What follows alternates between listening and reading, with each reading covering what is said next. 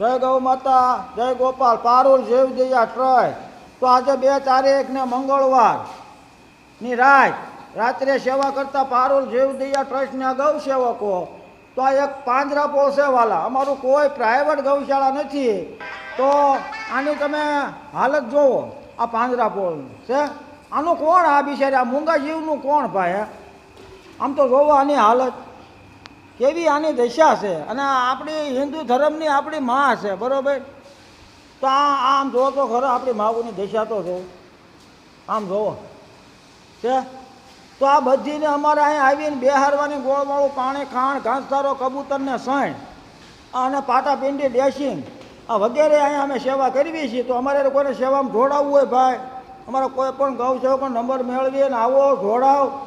હું આ બોલાવે છે આપણને પણ થોડુંક સાંભળો. અને એક હાવ સાચી વાત કરું ને મારા ભાઈ, આ ભગવાને અટાણે અમુકને કેવી સારી જગ્યાએ બેહાર્યા છે અને મૂંગા જીવ માટે પાછા કાયદા બહાર પાડે. હું કે કબૂતરને સણ નહીં નાખવાની, કૂતરાને રોટલા નહીં નાખવાના. અરે મલા માણા કહે જાતના છો. આ જીવે આપણું શું બગાડ્યું છે માણાનું? હે ભાઈ, કાંઈ બગાડ્યું છે? આ આપણું હવે પતન થવાનું હોય એવું મને લાગે છે. એક કોરોના ગયો ને એટલે હવે મને એમ છે ભગવાન બીજો એવો રોગ મોકલશે ને તો માણાનો પથારો પાડી દે, આનો જેમ પથારો છે ને એમ. એટલે ભલા માણા આ જીવે આપણું શું બગાડ્યું છે? આની માટે હું કામે આવા કાયદા બહાર પાડો છો? હે એટલે સારી જગ્યાએ તમને બેહાર્યા છે તો તમે ભલા માણા કાંક વ્યવસ્થિત રહો. આમ તો જો આ કોને કહે?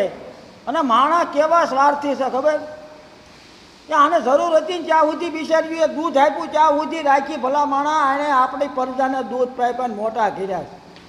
હે એટલે થોડોક વિચારો, સમજો.